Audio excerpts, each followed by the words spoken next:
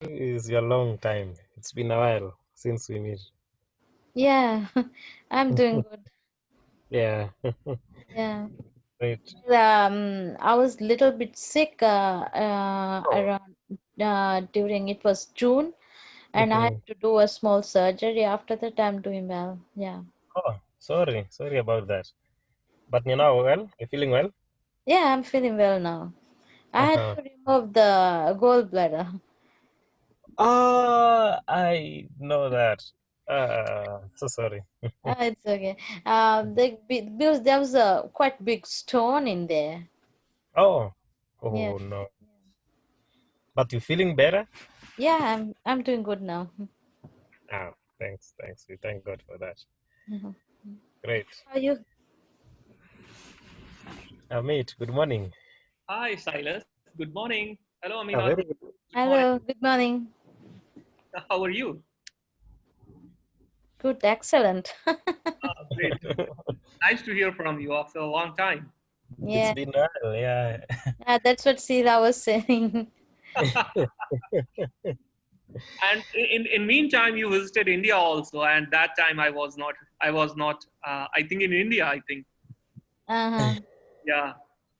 So you Ah, visited Delhi, and you met with Professor M.S. Gore also, right? Yeah. Yeah. Yeah. mhm, great. How is the pandemic going on there? It's means situation was worse, but first wave we have passed. Uh-huh. So now it's not means not a lot of cases are coming, Uh-huh. but it's decreasing nowadays. Uh-huh. Still, it's very high. It's Uh, it's very high. Yeah, population and all. So a yeah, lot of yeah, factors are yeah. affecting us. Hmm. Sheila, what's the time over there? East Africa, it's 9 p.m. It's 9 a.m., sorry. 9 a.m. Yeah. Okay. The difference hours is, I think, 2 hours, if I'm not wrong, with Yeah. Karaji. Yeah. Hmm, great.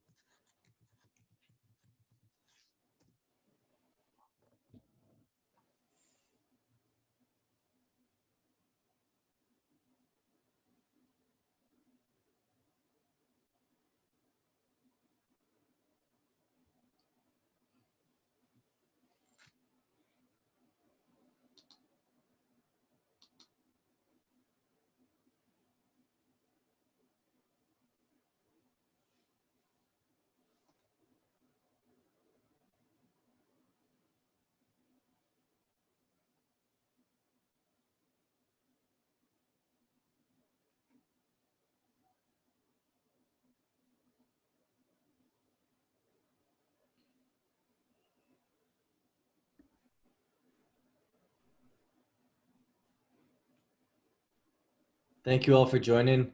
We'll start in 3 to 4 minutes here. We'll just wait for a few more people to join in. Thank you.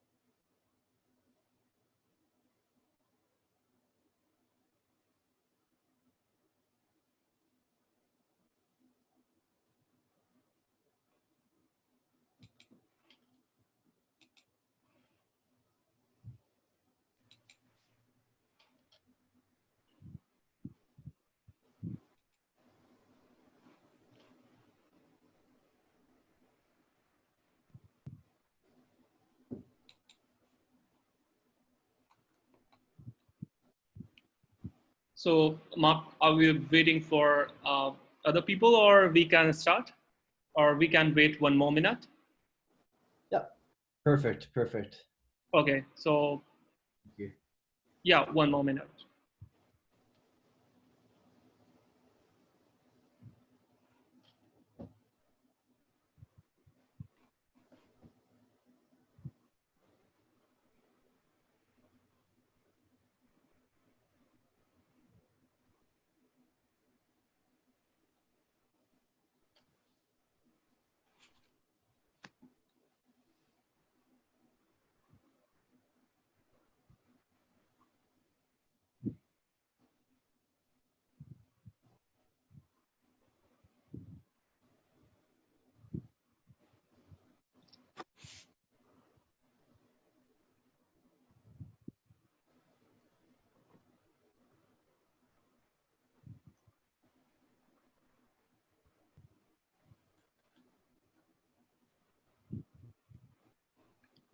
Thank you so much. A very good morning to everyone. To introduce myself to you all, my name is Amit Shukla. I'm the AVP Business Development at eClat Engineering, which is the provider of MyLoft, My Library on Fingertips.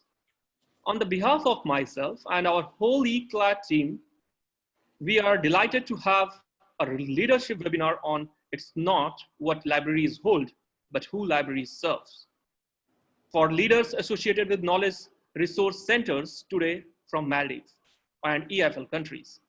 A very kind thank you to EIFL coordinator from Maldives, Shiv Aminat ma'am, for coordinating this esteemed webinar. Our sincere gratitude to Aminat ma'am, Director, National Library Maldives, and to Mark Ritchie, Vice President, Business Development, eClat Engineering, and to Mr. Silatu, Regional Manager, Africa, eClat Engineering. Again, thank you all for your participation in this event, and we sincerely hope that what you learn in today's session will be valuable and applicable to your decision making in the selection of the technological solutions. I would like to kindly pass the session forward to Ms. Siu Aminat to say a few words to you all. So it's up to you, Siu ma'am, please.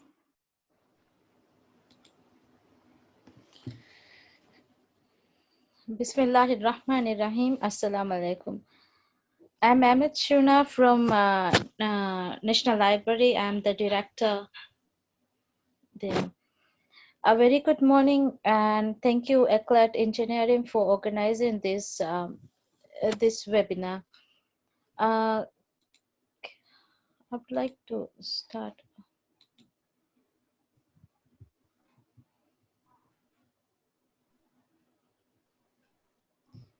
Can everybody see my screen?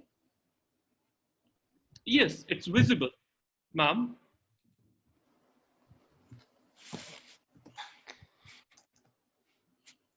My short presentation is about the National Library of Maldives and what we did to address the need of information during the COVID crisis. Our National Library is quite small compared to the most national libraries around the world. Well, before going further, I will give a short history of the National Library. During the early 1940s, the Chief Justice of Maldives, Sheikh Hussein Salahuddin, set up a bookshelf inside the Justice House. This bookshelf is the actual birth of the National Library. Well, the Library of the Republic of Maldives was founded on 12th July 1945 as the State Library of the Maldives of by Mr. Amir Muhammad Amin Didi. Then the head of the Department of Education. The library was renamed Majidi Library in 1948 after one of the most popular statements of the Maldives, Amir Abdul Majid Didi. In the climate of development and modernization has prevailed since 1978, the library was named National Library by His Excellency President Maumun Abdul Qayyum on 1st June 1982.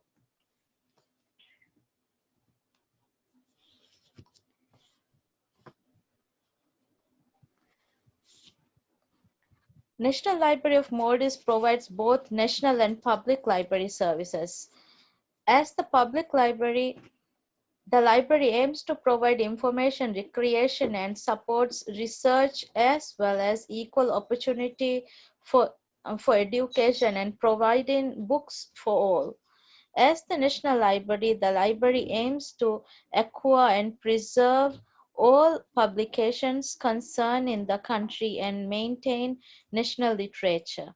The Legal Deposit Act 2006 was activated in 2012 after establishing the necessary rules and regulations under the act need to deposit two copies to the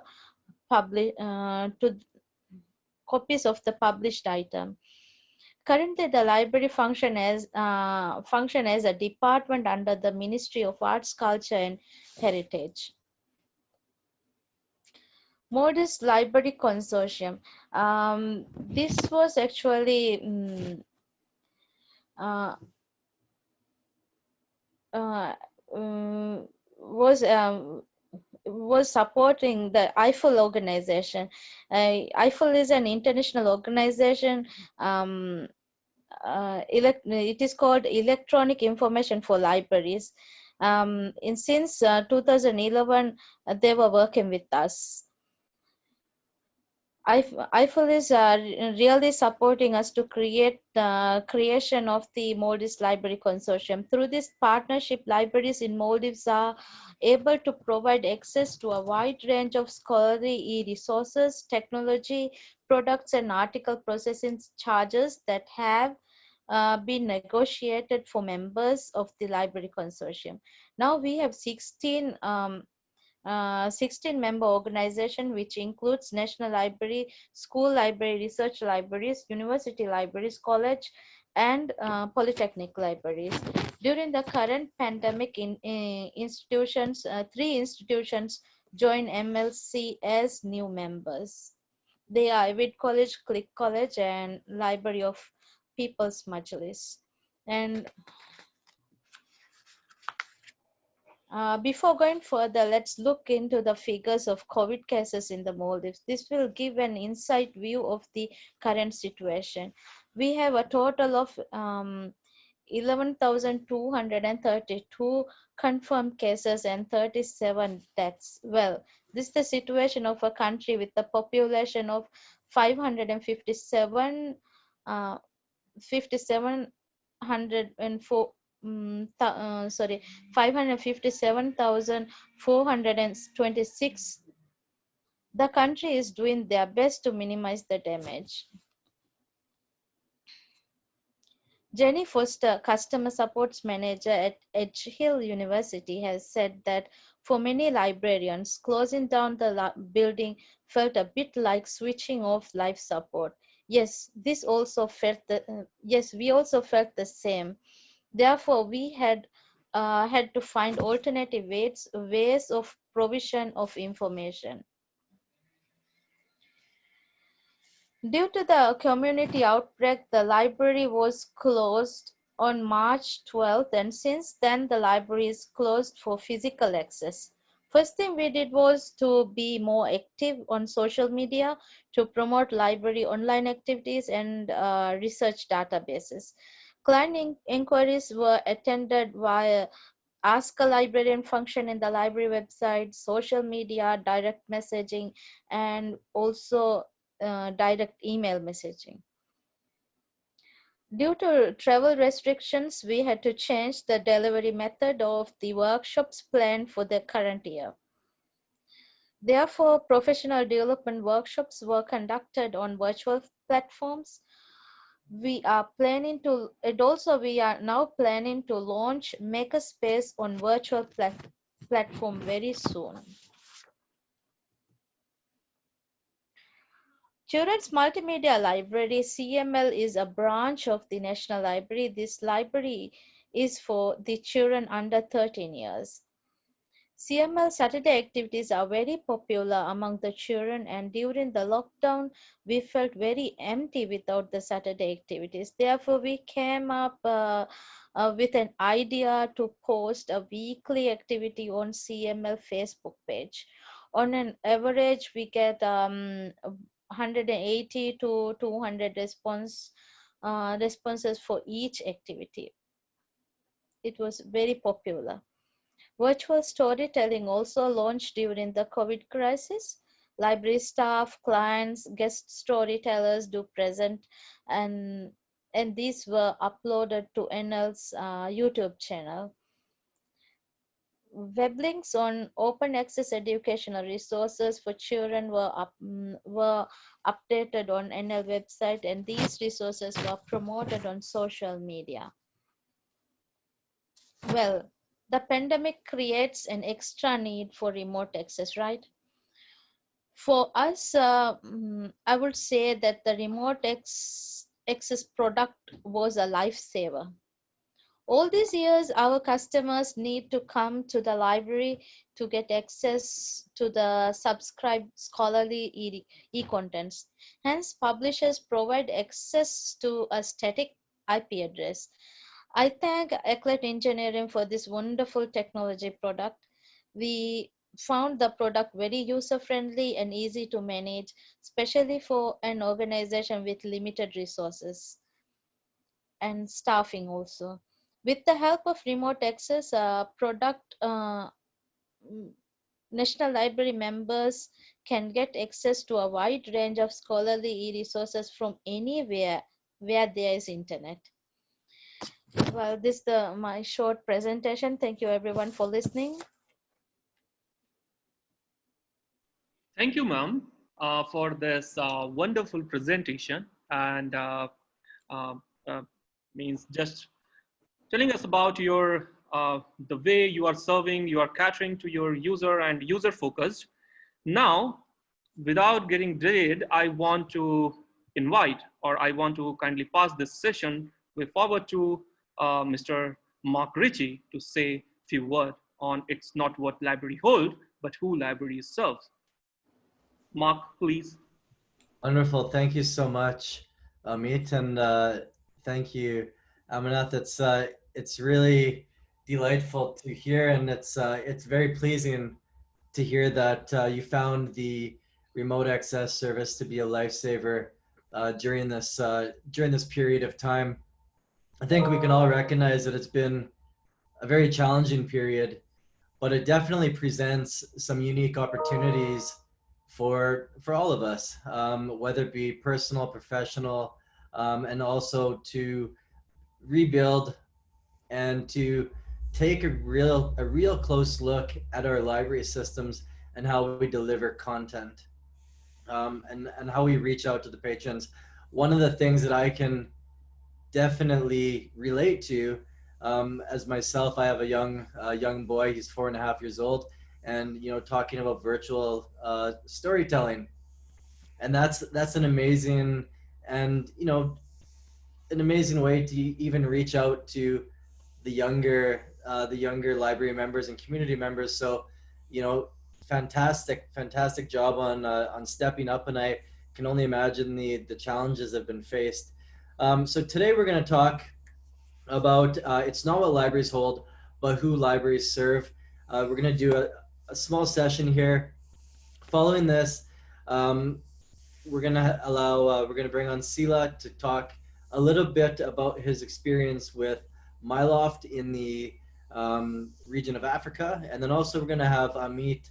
He's gonna share a product a demo of Myloft following. So over the next 20-25 minutes, I really want you to take the time and opportunity, take some notes, and really think about your library platform and the way you deliver and the way you serve your customers or your patrons, and think about um, what we share with you today can be applied not only for something like with your remote access solutions or with how you deliver content, but also it can be applied to any piece of technology or solutions that you provide to your community and to your customers.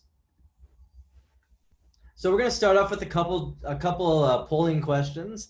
So the first polling question, you're going to see a screen come up, and you're going to be able to answer that. And the question here is, are you satisfied with how your library has been able to deliver content to its patrons through the pandemic? So if you're able to see the poll, please feel free to answer this question.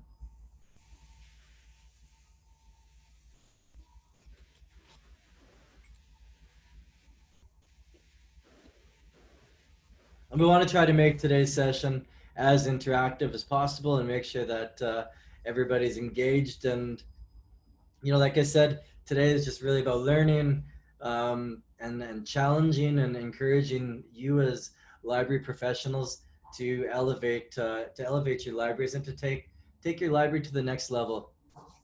All right, so we're just going to leave this on for 5 more seconds here.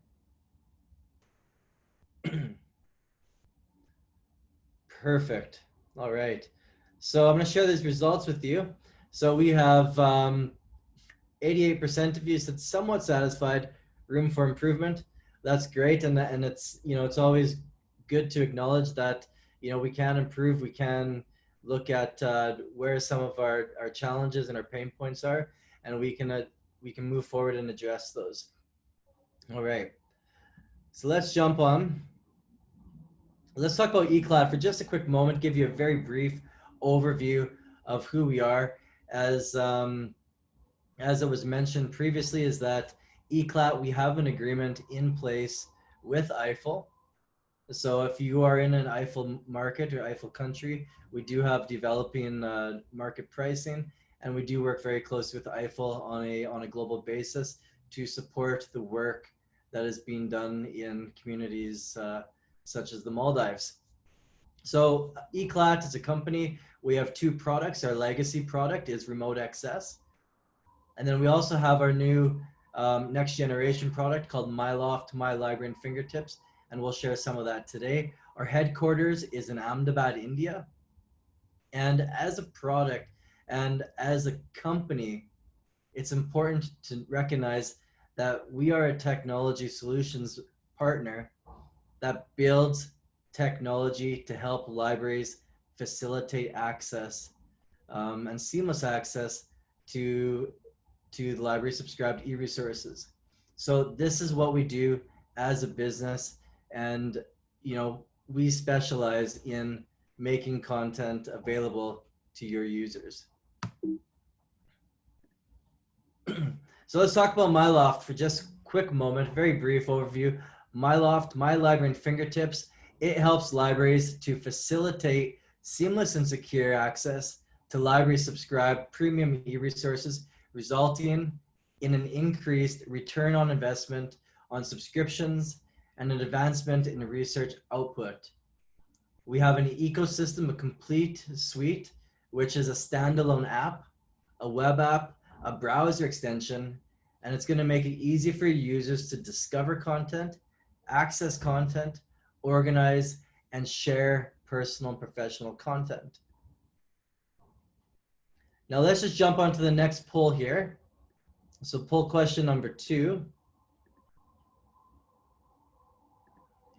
Thinking about your library, do you feel that your library is built around the library's workflow or the user's workflow? And you should see another poll come up on your screen here.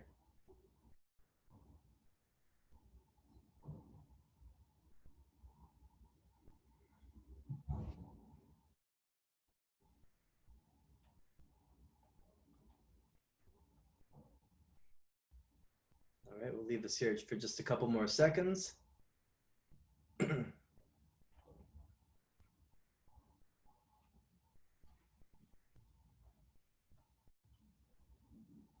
All right, for those of you who voted, it looks like there's a 33% on library's workflow and 67% on a user's workflow. And I hope today what we're going to show you and what we're going to demonstrate to you is that although you might believe as of this moment that you're built around the user's workflow, you might actually see and recognize some areas of improvement and hopefully an opportunity for you to challenge yourself and your institution to reconsider how you not only deliver content, but how you provide any type of technology solutions. So the first point I want to cover is this very bold statement. It's not what libraries hold, but who libraries serve. I think this is an extremely powerful statement and should provide an opportunity for self-reflection, because it's not what libraries hold, but who libraries serve. Ultimately, we have to build and think of our patrons as customers. I did a presentation a couple years ago at an IFLA event, and we talked about the correlation and some of the similarities between, say, a retail shop and a library, and how library patrons they are your customers, and if you don't have those users using your e-resources, it's a poor investment either on content or on the actual library side. So you have to be in a position to help users discover the content that's relevant to them. You have to be the ones who look at your patrons as customers and say, welcome, what can I help you find? What can I help you discover? We need to really adjust the way we view our patrons, because today the way that users consume content in their personal lives, especially if you look at mobile, everything is available on your fingertips. Everything is sitting on your mobile phone. You have instant access to anything and everything you need. And your patrons expect a first-class experience. And we want to challenge you as libraries to think on how can our library deliver a first-class customer experience to our users. So improving the customer experience, we want to transform your library from a collection-centric to a people-centric. So rather than always focusing on, hey, this is what we have in our library, it's about the people. What do they need? What are their demands? What are their requirements? focus our library on the needs of the users. Mobile first approach to provide a user controlled experience is extremely, it's an important first start. And I think given COVID, a lot of our libraries have been challenged to now, look at not only having a hybrid, but really focusing on delivering a premium digital experience to our users. Self-directed discovery, right? So, we're talking about social distancing. Users often need the tools that they can now direct themselves. They need to have flexibility as well to discover content and to access on their own terms. So that means anywhere, anytime, regardless of what type of device or piece of technology that they own. The access is key. So on-demand access, and again, that delivery of content in a true anywhere, anytime fashion. And that's what you call, first-class experience when, you have the content, you have everything you need from the library, either on your PC, your mobile, your tablet, however you want to access, and whenever you want to access. So we are a now generation. I'm nearly 40 years old, but I see everything given with mobile is we have now shifted from people who are willing to wait for any kind of service or products. We want it now. We have this technology. We have now evolved to a now generation. So delivery matters. Delivery and the requirements and the needs of your patrons is that they want their content at any given time, 24/7. One of the things that I believe is really important is personal connections. I want to encourage you to get personal with your patrons as much as you can. When you build relationships, it builds trust. So your library and your technology needs to help you to build and to expand on a personal connection to the user. Users of any kind of technology and platform love the feeling of exclusivity. And you might say, my library doesn't have all the e-resources I want or all the e-resources as another library. But I want you to remember that your library is unique and it is exclusive to your users, to your members. So if there's a way that you can find to position yourself as a library system as, something exclusive, something that's only available for these selected users. People love that if you can create a sense of exclusivity. Personalization and customization. So when you can tailor that content, when you can customize and personalize, I'm going to give you an example shortly of how when we talk about personalization of content and how that also results in engagement and retention of users. So the modern library is digital first, and so should be its platforms. So we have moved now over the last few months, I guess, 7 or 8 months now, once COVID has hit, from an outside-in library. So that means the library patrons come from the outside and now they move in. But now it's shifting. It's shifting to an inside-out model and moving more to a digital-first approach. So we want to challenge you, want to encourage you to look how you can make content available anywhere, anytime, and put it at the fingers and in the hands of the users. I'm going to put out this statement, and just as a question, we do recognize that there's a lot of institutions who spend enormous amounts of funds on e-resources. But if that content and those e-resources are not being used and consumed, you as an institution, you're not getting the return on your investments. And that's an issue. So the question is if premium content purchased for your institution is critical, shouldn't the way users access and consume that content also be of critical importance? And this is a very serious question to consider, that, you know, if you place a high value on your e-resources, you also need to place importance, critical importance on how you deliver that content to make sure that it's in a position to be consumed. So earn your users' trust. So how can we help you to earn your users' trust? Communication is the key to trust. Use technology to communicate and engage with your patrons. You know, if you're providing different apps or different services, are you able to send push notifications? Are you able to highlight events that are taking place in your library community? Communication is trust. Trust is engagement. Engagement is ROI.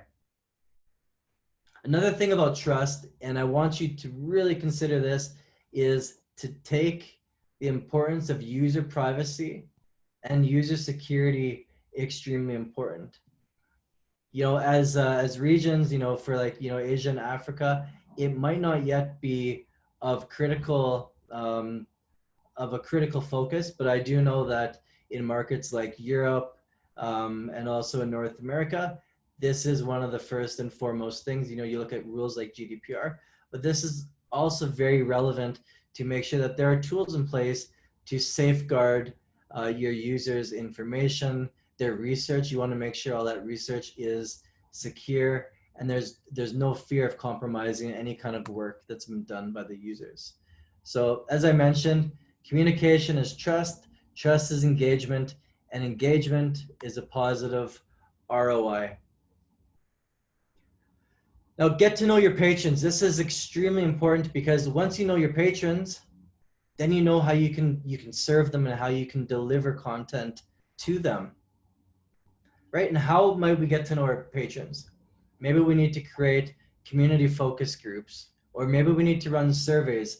I've heard a lot of libraries who have actually, during the pandemic, they've actually gone ahead and they've phoned and they've called up all of their library patrons just to let them know what programs they have in place, how users can get content, if they have curbside delivery, and try to understand what they need. So I want to encourage you, engage with your community, ask questions. Who are they? What are they looking for? What are they trying to achieve? What do they like about the current library experience? What do they dislike?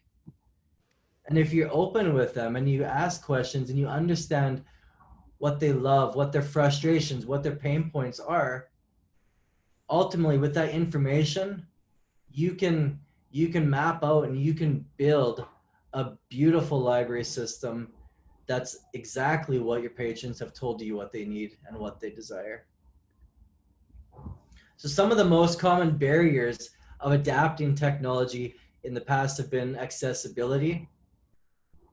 There's also the lack of training and support.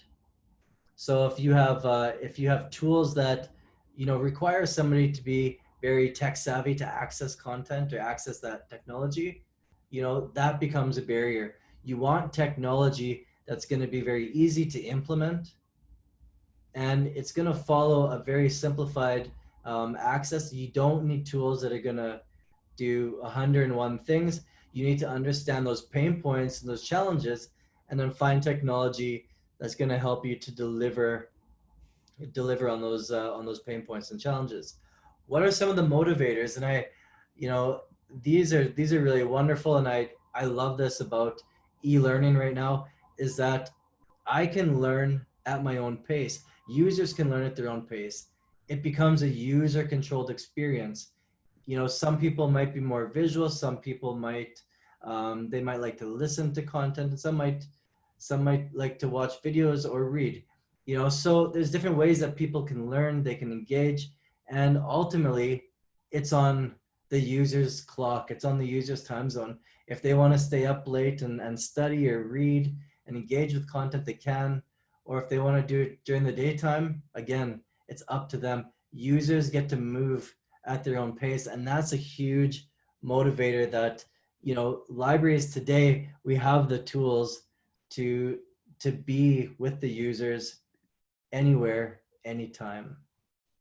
So how do we get quick adoption of the e-resources and the technology that we provide to our patrons? I love this rule. It's the KISS rule. Keep it simple, sweetheart.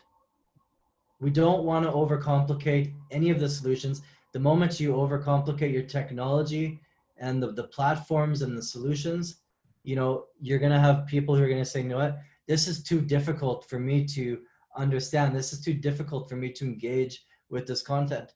It's got to be simple and easy to use. We ran a survey earlier this year, and we asked what was the most important factor when making new technology available to users. The most important thing was ease of access.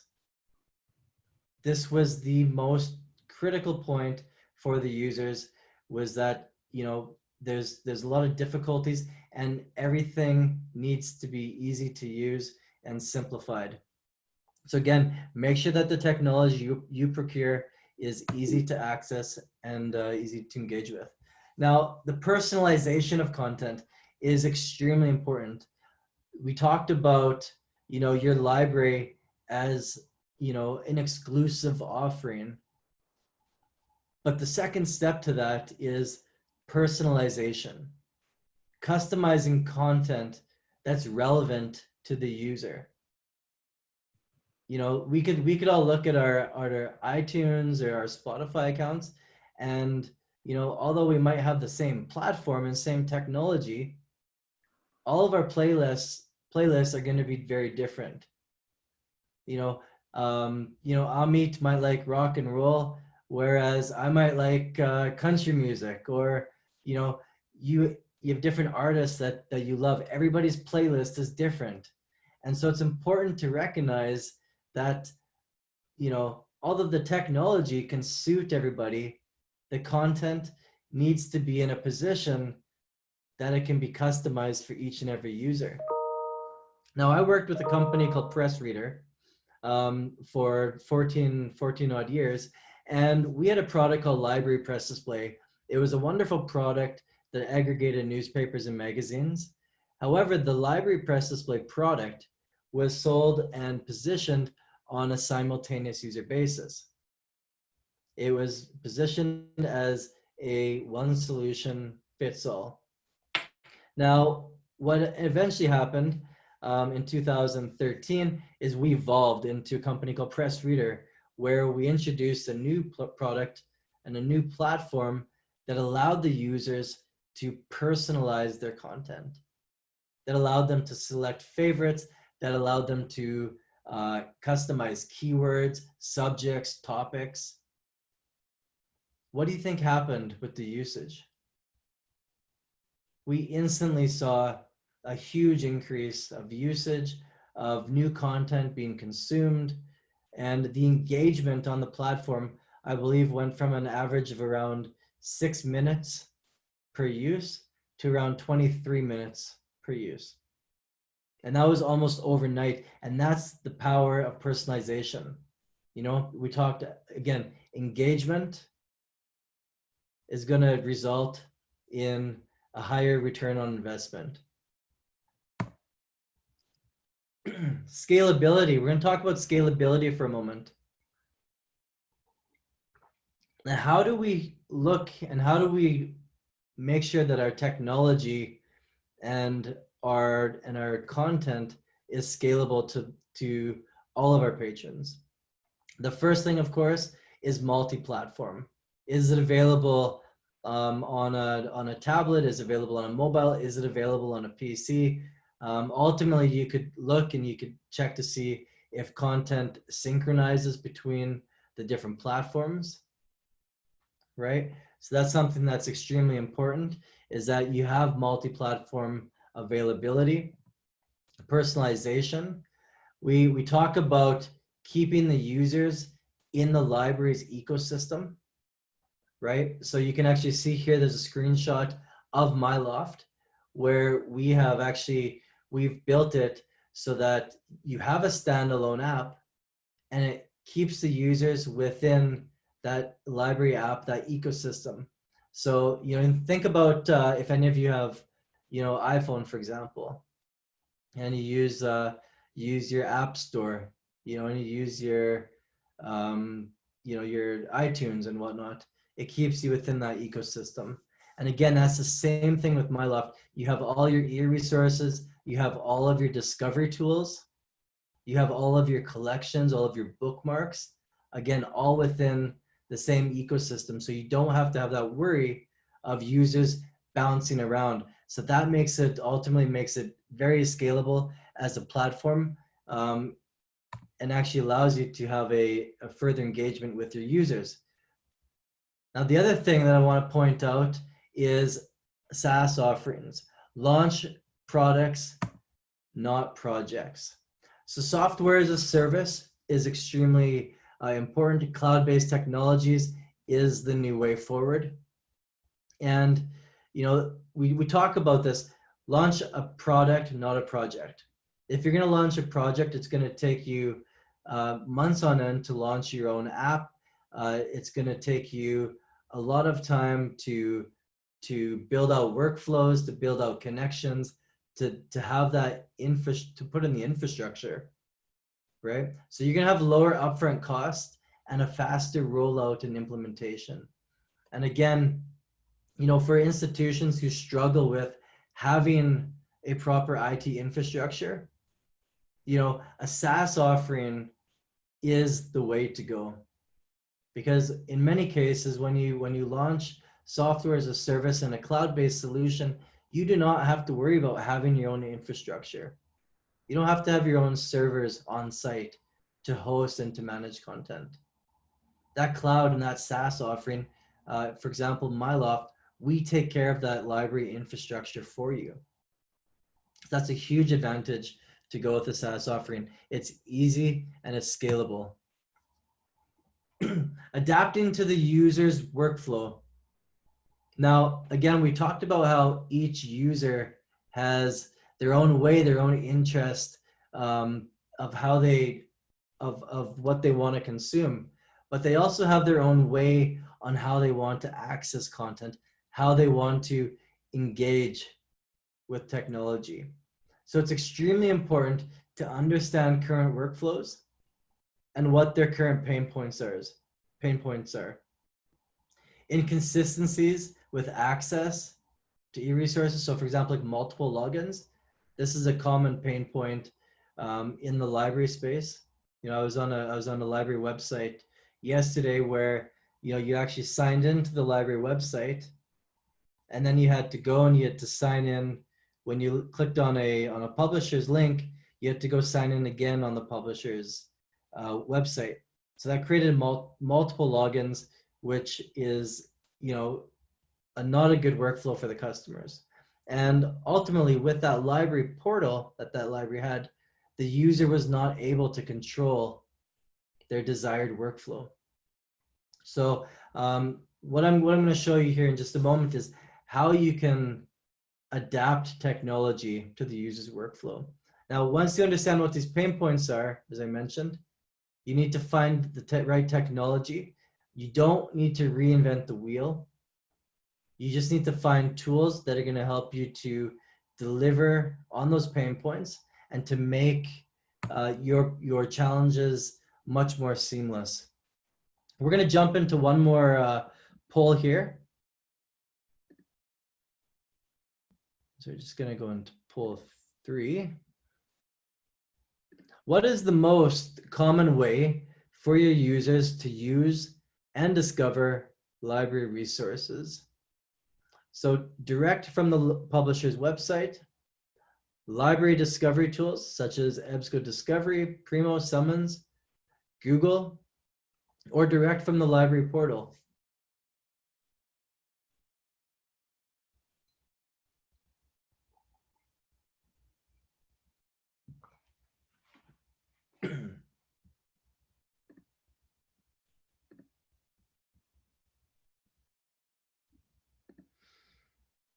All right, we'll leave this here for just a couple more seconds.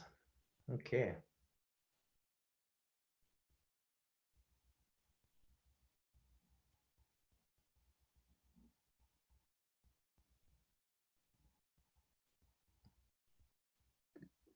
All right, I'm going to share these results with you. So what is the most common way for your users to use and discover library resources? So 11% direct from the publisher's website.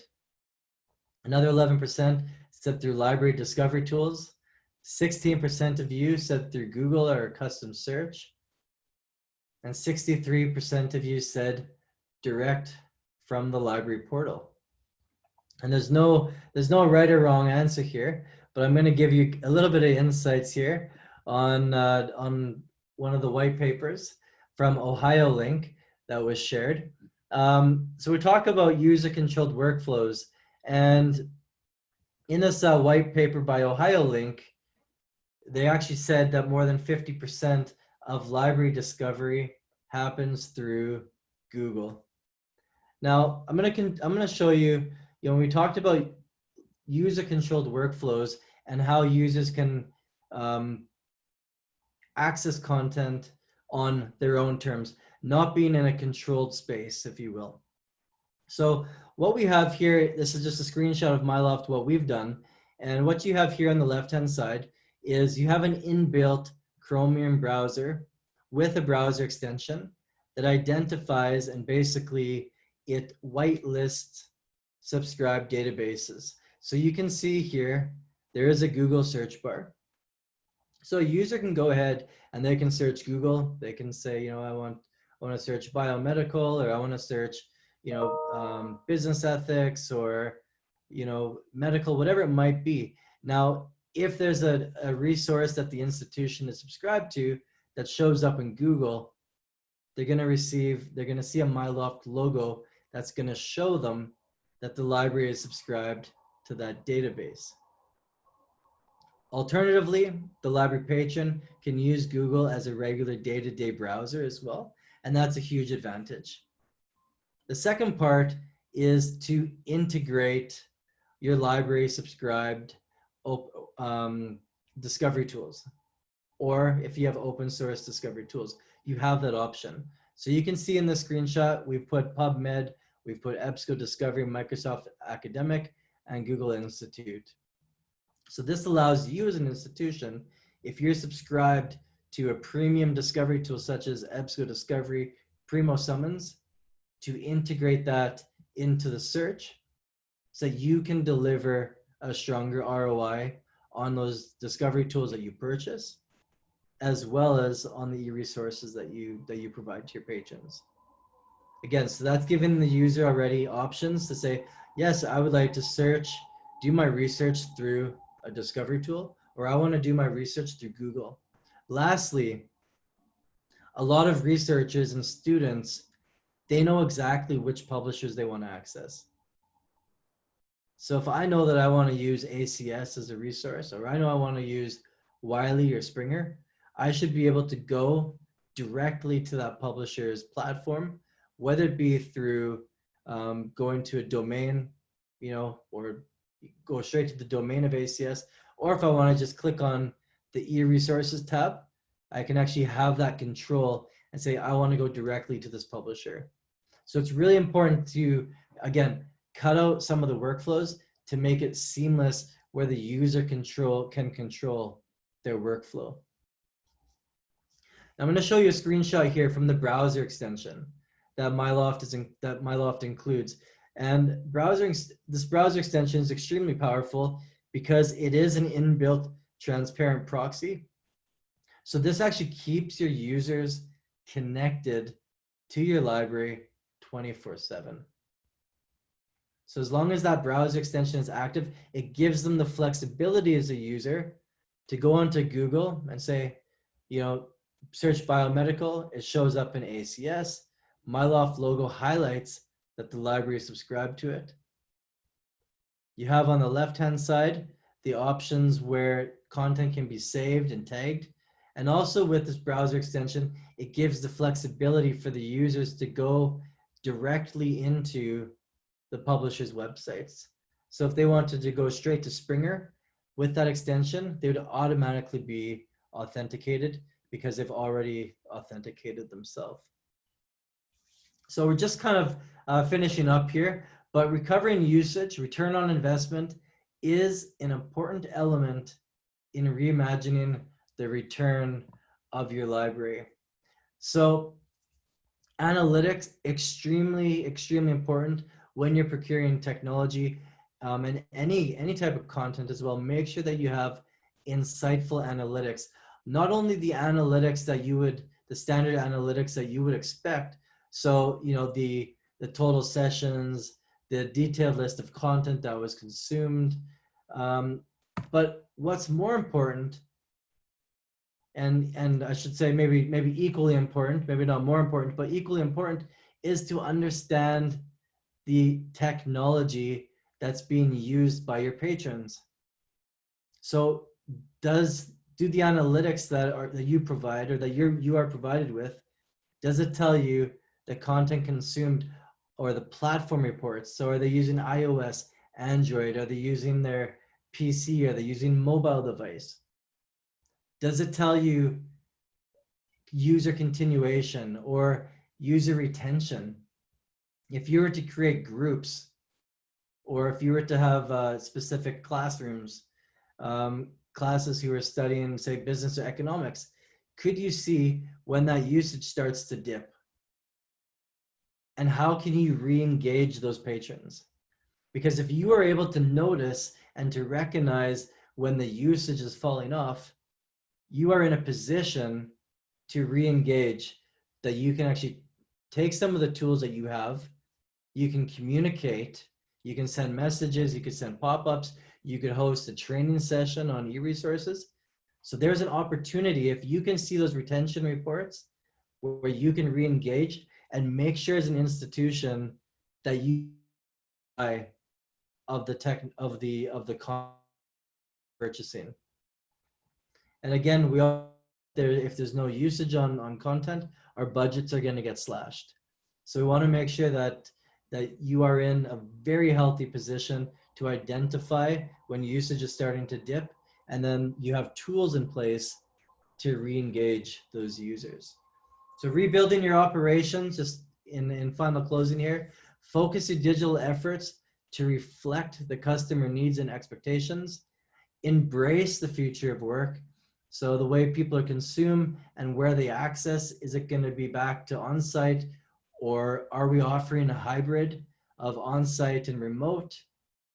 You know, use data, Internet of Things, use AI. How can you better manage your library, your e-resources, your users, understand exactly what their needs are, accelerate the modernization of your technology, and make sure we help the users to increase their productivity as well as your library. Rapid recovery kind of just results in a couple quick things.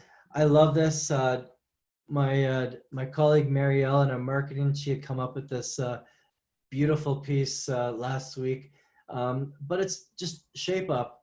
And as libraries and the changes that we're going through right now, we have to really think outside of the box. We have to challenge, we have to push. We are in a position, a unique position, where we can elevate, we can take our libraries to the next level. So I want you to think of, you know, a startup mindset. Think like entrepreneurs, understand the users, ask questions. Human human at the core. Understand the users. You know, what are the human elements that we can also bring? So, you know, we talked about some of the technology. You know, are there ways that technology can also help to rebuild some of the relationships and some of the communication with users that may have been lost during the pandemic? Advancement of digital technology.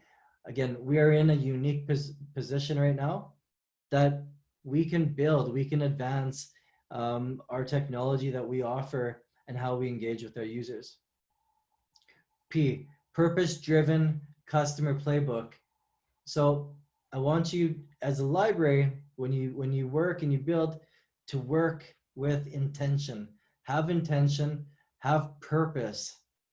Understand exactly what you need for your customers and have a goal, have a purpose on how you're going to deliver that.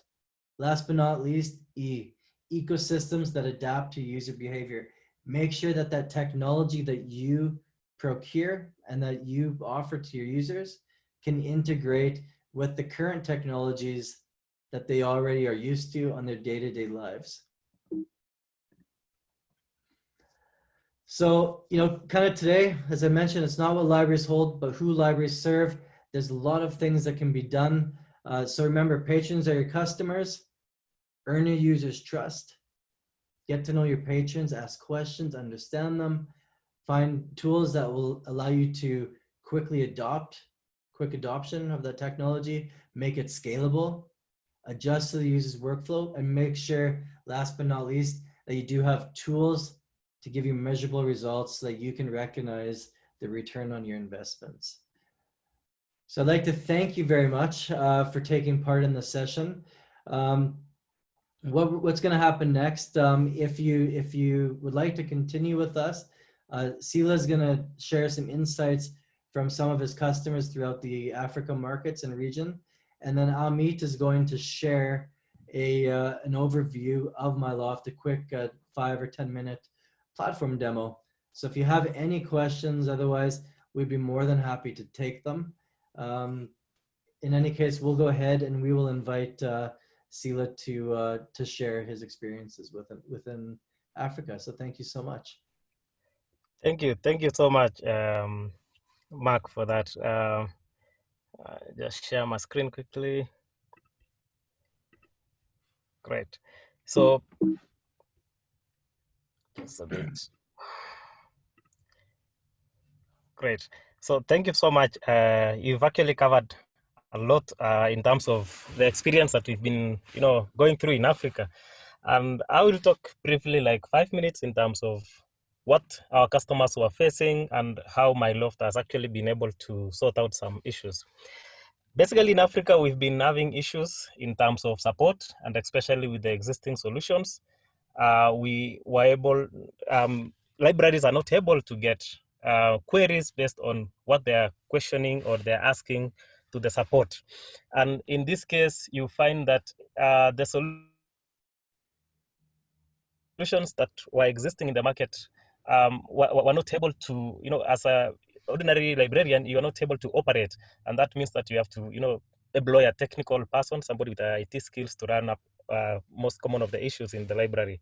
So those support issues were not able to be sorted, and then of course it was a big problem because they were not able to move ahead.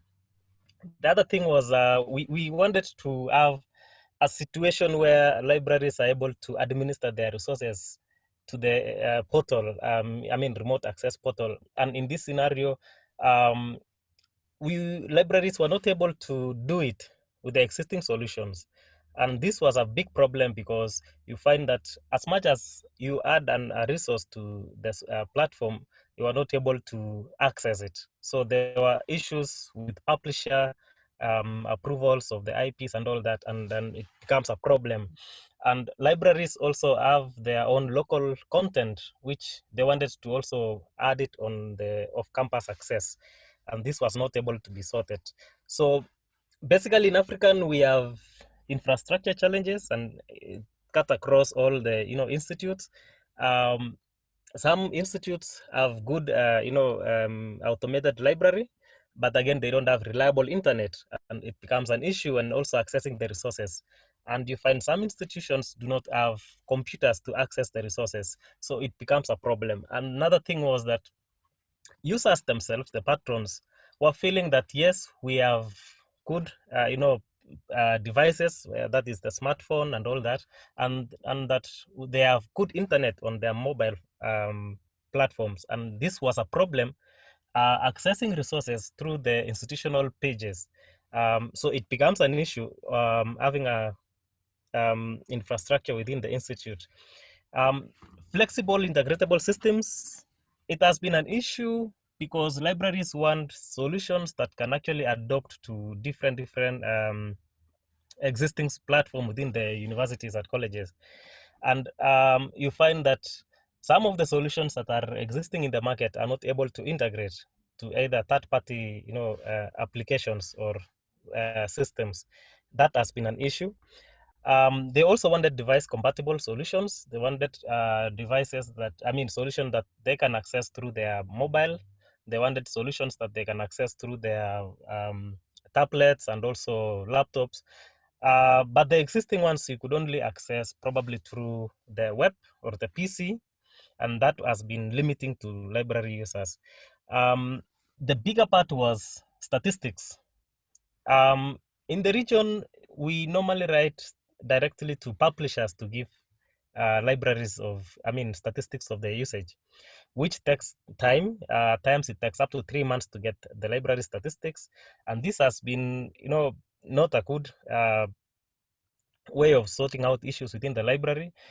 You are going for meetings and you wanted to have a holistic approach in terms of your consumption of e-resources, and the statistics is not yet in place, and it becomes a whole problem. Budget, of course, has been an issue. Libraries in this region, the budget is every year going down. There is always cut of budgets, and it really affects the access of resources. It really affects the procurement of the resources. It becomes an issue, and when we roll out MyLoft, we were able to see which resources are more suitable for the institute, which ones are not, and of course the institute are able to get return on the investment. So these are some of the challenges. I know you've mentioned a couple of them, but going to post MyLoft implementation, libraries were so happy that they were able to see the resources that their users are really, using them. They were able to get statistics in terms of which databases are more important to their users. And they were also able to add more budget to these particular resources and less budget to the resources that are not able to, get good statistics. And of course, users were able to feel that we don't have to hustle, we don't have to struggle to get computers to access the resources, we don't have to think of going to the library to access these resources. And of course, they were more happy in terms of they can actually use it on their mobile and they were able to access the resources. In fact, one of the librarians mentioned to me that this year alone, she has been able to publish 3 articles because of this flexibility of the e-resources. The other thing was, of course, access to content.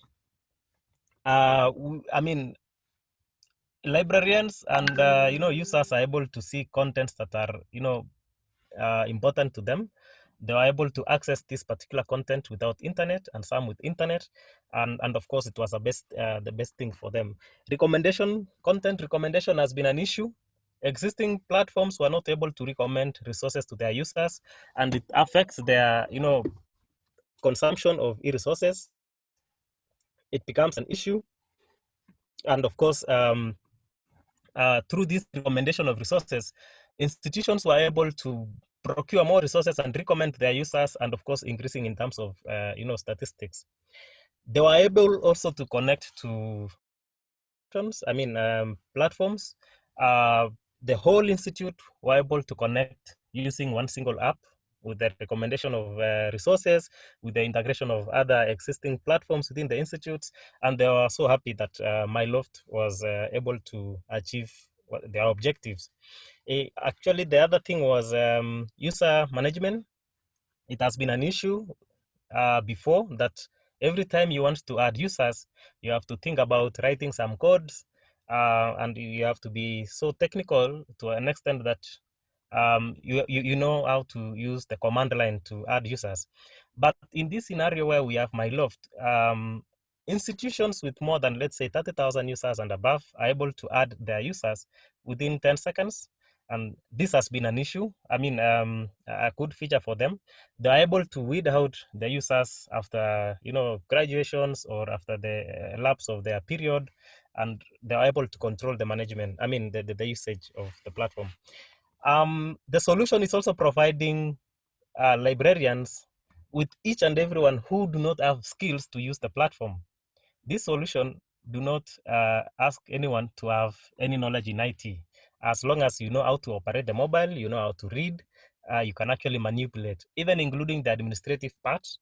There is no technical aspect that you have to require the IT. And this in the sense that the libraries are able to, save money or put more money to resources, because you do not have to factor in the cost of employing the technical person within the library, and of course you don't have to rely again to the ICT department for the same.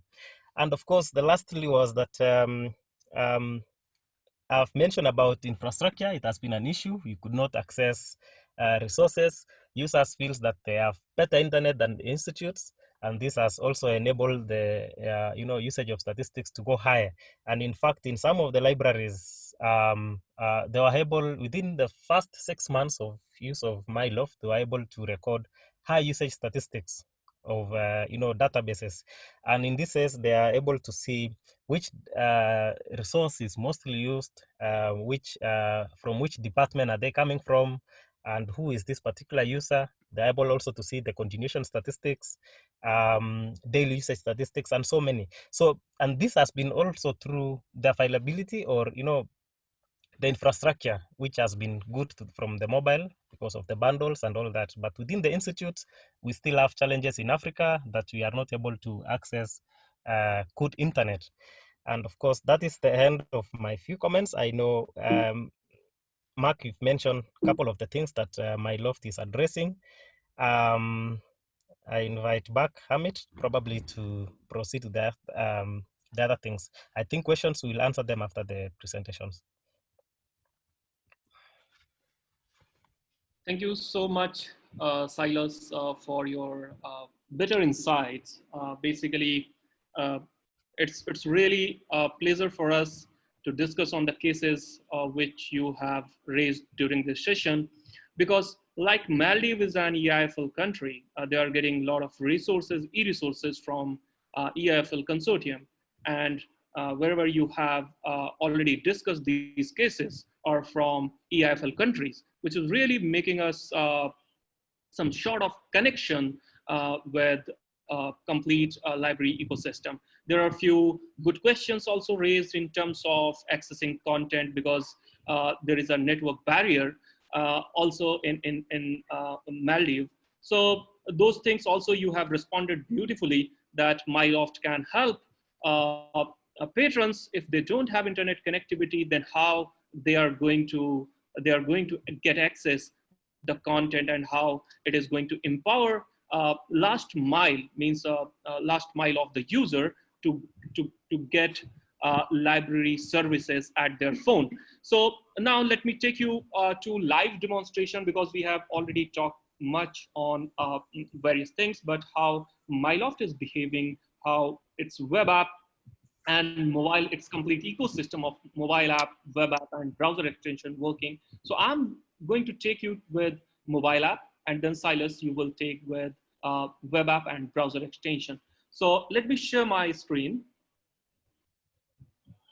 with you. So first I will demonstrate my mobile app. Let me share my screen with you all. Thank you. Uh, Here it is. So this is my phone screen, and I'm going to use MyLoft. So MyLoft have its mobile app, and I can open it up. And here it is. I have landed on my loft, that is from AKTU, one of premium institution consortium of 750 engineering, top-notch engineering colleges in India, and around 2.5, 250,000 of users are getting access content from one platform, that is MyLoft. And for our user also, because they can come across on MyLoft and they can start searching. I got one query where someone is asking for how to integrate the Google search and how it is going to be beneficial for users. So user will come and they can do discover the content first, and how they can do the discovery of the content. For example, if I'm interested in cryptocurrency, uh, cryptocurrency article, uh, from some journal or some database, so I can directly search on Google itself. And here I'm getting the results from Google itself. And because this particular database is subscribed by the institution, the university, our university, because of that, MyLoft logo is there, which Mark have clearly elaborated in his last part of the slide or presentation. So if I want to read, or our user want to read the content directly, they can do the discovery, and then there is accessibility by just clicking on the content itself, on the search result. And I'm getting this particular piece of content from Dr. APJ Abul Kalam Technical University, and I can read this content easily. I can download in PDF format, but MyLoft is allowing us to download the content in HTML format also, so that for offline reading. So if I'm going to save this particular content, article added in my collection. So if, again, if I'm coming to my home tab, so I can get this particular content at my home tab. So here, there is something for libraries also. If library try to recommend some sort of or some sort of websites or some sort of links or blog sites or opaque, so library can easily recommend those links from library recommendation area. And from this particular feature, library recommend feature. And then because user have its own interest, so as per query, or like our user have their own interest of reading. Some user are reading some specific blog posts, some user are reading to their personal or professional interest. So those contents, those bookmarks, they can do via my bookmark tab. So here they can add their bookmark for their personal. So because of this, it is more personalized for the user in terms of user's own need.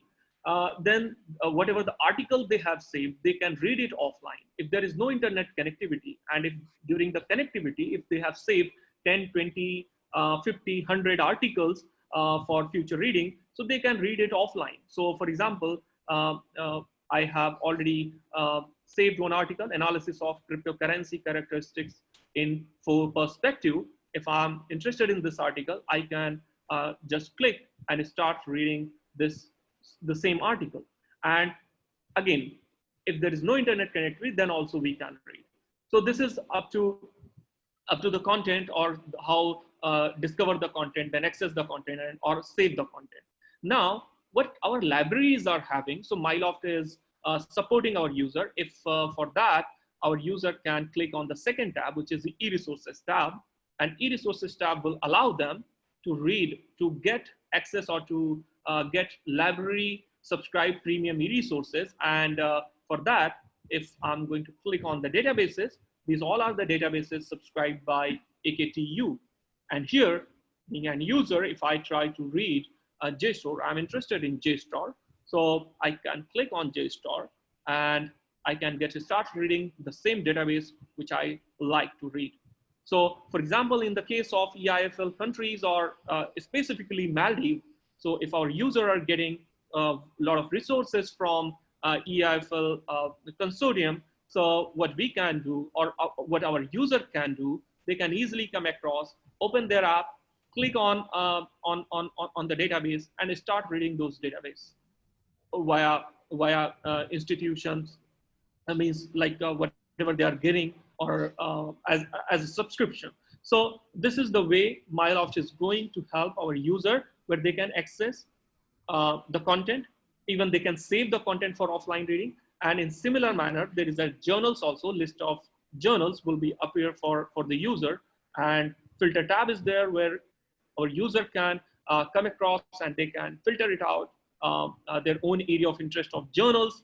They can directly do the searching. They can directly read those journals. For example, if I'm interested in AAPS Pharma Sci Tech of Springer Nature, this particular journal, so I can quickly go and access this journal from AKTU. So by this way, we can, or our user can quickly come across, they can read the article from their means area of interest or whatever the projects they are doing. So they can read articles, save the article for offline reading or for their future use. So MyLoft will allow them to download in PDF, to read the article directly, or to save the article in HTML format.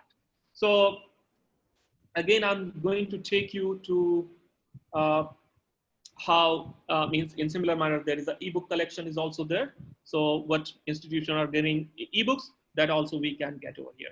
Then there is a collection tab which allows user to formulate, because we are always talking about user focus. So user have their own professional as well as their personal needs. So in the institution, they try to read some chemistry related article, but at the home, they also try to read some article which is related with swimming or some swimming or cooking or cycling. So in similar manner, if user try to create their own collection, so MyLoft is allowing them to create their own collection. So in collection, they can create the folder as per their need, and they can organize the articles in the respective folders, and which is really simple, and which is allowing users to be more efficient in terms of content consumption. So if I'm interested again, the same article which I have saved 4 minutes ago, if I try to read, so MyLoft is just not limited uh, uh, to provide accessibility, to provide means to organizing the content, to saving the content, but also MyLoft is allowing up to article level features. So for example, for our users, if they try to read any article and they found there are some piece of lines are very important, they can do the highlights with the help of MyLoft feature, and I can click on this pen icon and it will get highlight. And highlighting is not just important for our user, for our professor or our user like readers. Most of the time we are doing regularly, and by this way we can highlight the text in the article. But next time, if our user try to quickly zip through the article, they can easily do, because there is a three dots, this vertical three dots over here, and if we will click on our user will click on highlighted text, so only highlighted part our user will get, so they can quickly zip through the article next time. So this is the way, this is the beauty. These all are the features which MyLoft is providing to the user. Even our user can share the article among their peer group. So that is also easy. And if a user don't want to read, then MyLoft, they can listen the article also. So listening feature is already available on MyLoft. So listening is really important.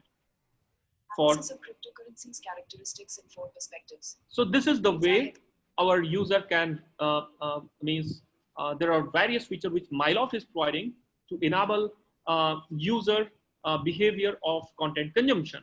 Now I'm going to take you with where if library try to push some article, push some news or some announcement from centralized level. So there is a bell icon where at the top right hand side where a library alerts, means a pop-up notification will come from the library side, and user may consume those alerts. So it will be very easy for the user if we found that this particular piece of article or this particular piece of news is important for some specific group or some specific user. So being a librarian, we can do some personalization of the services for the user, that is selective dissemination of information. So these all are features, but major features we have already discussed. Now I would like to request Priscilla to demonstrate web app part of MyLoft. Silas, please. Thank you very much, Amit. Basically, whatever Amit have mentioned in terms of mobile app, for those users who do not have smartphone, they are also able to access through the web app. And then just a bit quickly sharing my screen. I believe my screen is visible.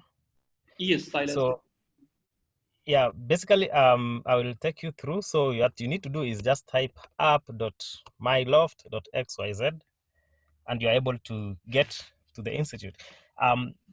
You need to log in based on your name of the institute, but for this case, I want to show you two things. I want to show you a browser extension, and I also want to show you how integratable other existing solution can be. So I will use our demo and then switch to one government institute so that you can see even the content that they also get there. So quickly,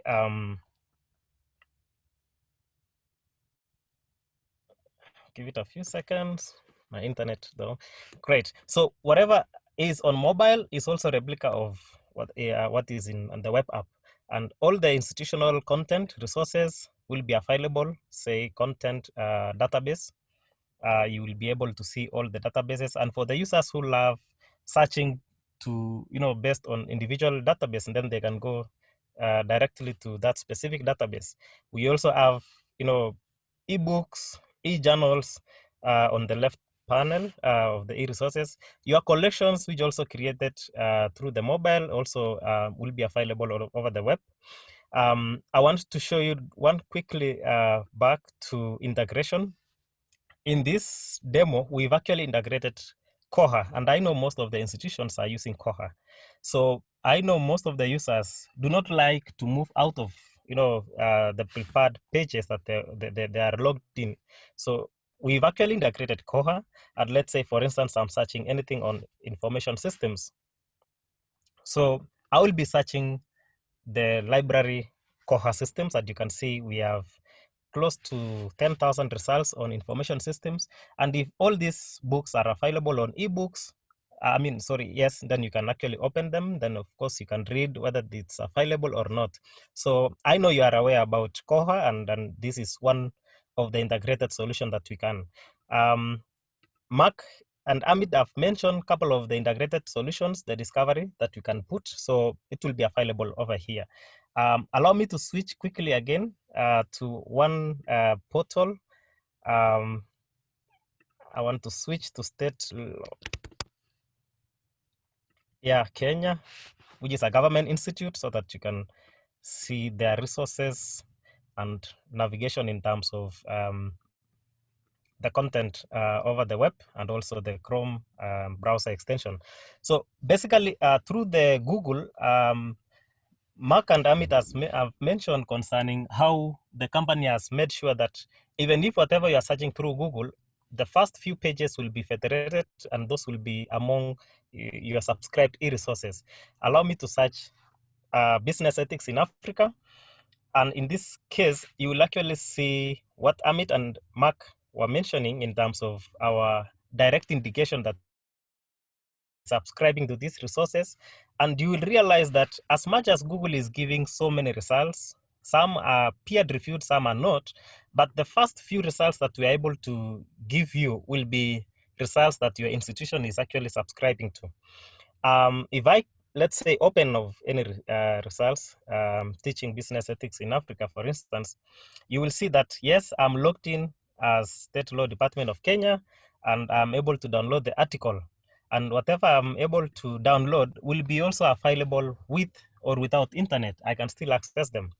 But I know Mark mentioned about the statistics which were published through the OIR link. And most of the statistics, you realize that users get resources through Google. But how do we direct our users to know that, yes, as much as we are going through Google, but still your institution is subscribing to these resources? I am doing another search here, business ethics in Africa.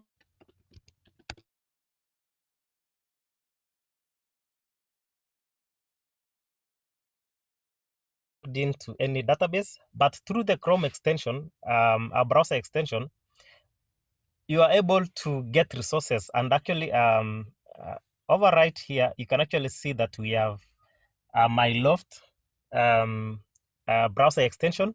So if I am to download this particular resource, I will just click that particular resource, and through my browser extension, I can actually click and say, yes, this is business ethics. Just give it some tags. Let's say Africa. Another tag is Africa. Then to which collections do I want to save? I want to save this in general collection. and I am actually saving this article directly to my collections in mobile. But remember, I have not logged into my mobile app, neither I have not logged into my web app. But if I go back to my web app, you will actually see that there is an article that I have already saved. Going to my general collection, there's an article here that I've already saved, and of course about business ethics. So whatever is happening on the app and whatever is happening on the web is actually being able to be synchronized, so that you don't have to lose your research or your search results on your mobile and also on the web app.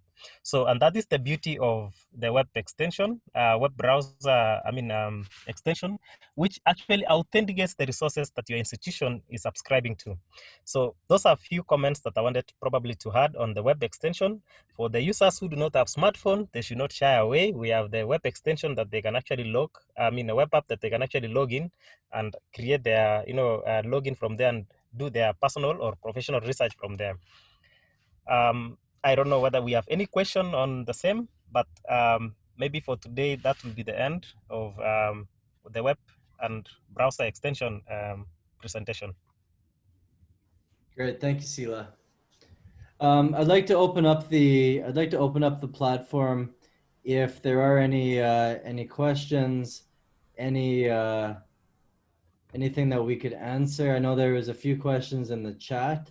There is one predominantly, I believe it was from Jacqueline, asking about offline access. So yes, so offline access is available when, if there's content that you've downloaded to your device, even when you're not connected to your internet, since that content is downloaded and sits within the MyLoft app, you will still be able to access the content which you have downloaded. So that will be very suitable. So if you're traveling, or if you're out of internet access for a small period of time, you can still access that content that you've saved into your collections on your mobile device. There is also a question about username and password databases. If we do support them. So MyLoft itself, we support IP authenticated databases. So what we would be requesting from you is that you would give those publishers, you would request the publishers to move you from a username password into an IP authenticated database. We provide you with the single IP address. And if they insist that you continue with that username password, we do have a place on the app and web app called Librarians, basically library picks, if I'm not mistaken. And that gives you a place where you can actually put in direct links to specific databases or platforms. And so you could put a link there, and users could just click on that link and then put in the username password accordingly. So, regardless of how you would like the content to be accessed, we will be able to support in one way or another.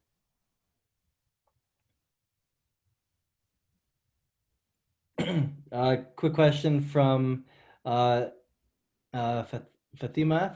Thank you for your question. Similar to the Google Chrome extension, do you have a Microsoft Edge extension? So since it is based on a Chromium, the browser extension should also work on Edge as well.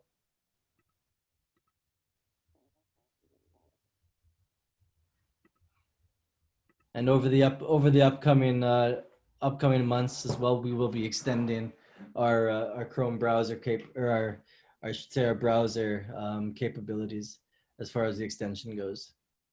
But one thing that's really nice with that extension, as I mentioned, is that it keeps the library patron connected into your library 24/7. So even when they are using Google, for example, as a regular day-to-day search, if there's content that could be related, that could be interesting or relevant for the user, it will also highlight in those search results. So again, always making that discovery as an option for that user. Jacqueline asked the questions about cost. We'd be more than happy to speak with about the cost with any institution. The pricing is based on the FTE, so the number of students in the institution, as well as the number of databases that are authenticated.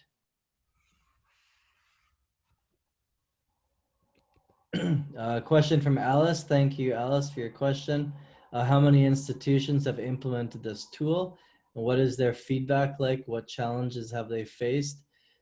One of the great things about MyLoft is that we do follow that KISS rule. Keep it very simple, and the back end on the administration side of MyLoft is set up extremely simple. That it's click, point, and drag, or click a plus sign to add a database.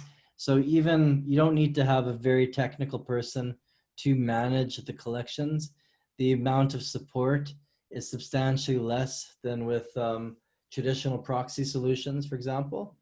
And the amount of institutions that we have implemented thus far is more than 800 institutions, including consortium members. So, across all throughout Asia and Africa, we've just launched the British Council library system, which currently is launched in more than 30 countries. And I believe the goal will be to launch in around 90 countries by the time that's complete. As well as we have recently launched the #1 university in Asia, which is Tsinghua University. So I mean, there's a lot of great customers and very positive feedback, especially understanding that there are a lot of institutions who really would like to offer an app, but they don't have the resources or the technology or the know-how to be able to facilitate such an advanced tool for their users. And MyLoft is able to be that technology and be that infrastructure for the institution to offer an app and to really facilitate a true anywhere, anytime access for the users.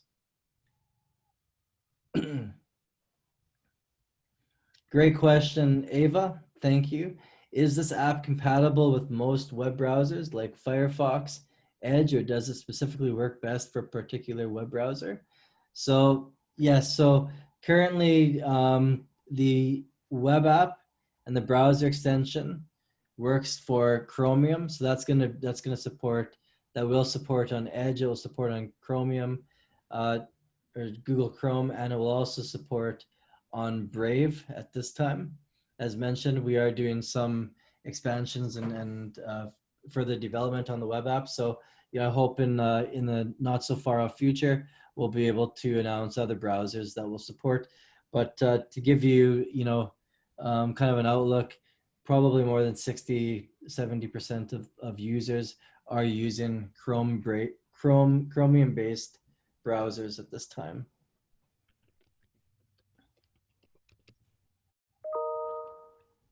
Thank you, Moses, for your question. MyLoft team, is the subscription model the same with remote access? Quite similar. It's a slightly different pricing, but of course, the whole idea behind MyLoft is that MyLoft is really intended to be focused on the users. It's intended to be focused really to deliver that content in a true anywhere, anytime fashion. So mobile, web app, browser extension, it's a complete suite of access. So you should see an increased usage on your databases, resulting in a higher ROI on the current way that you facilitate access to your resources.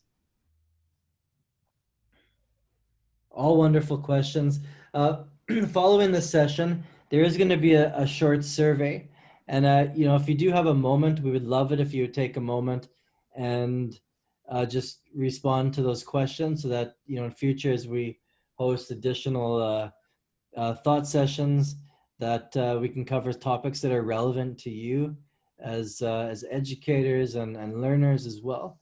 And I'd really like to, genuinely thank you all for taking time out of your mornings and your afternoons to join us today. And thank you, Ms. Amanath, for sharing your insights on the National Library of the Maldives. Greatly appreciated, and we're really, really thankful for the opportunity to support your library community.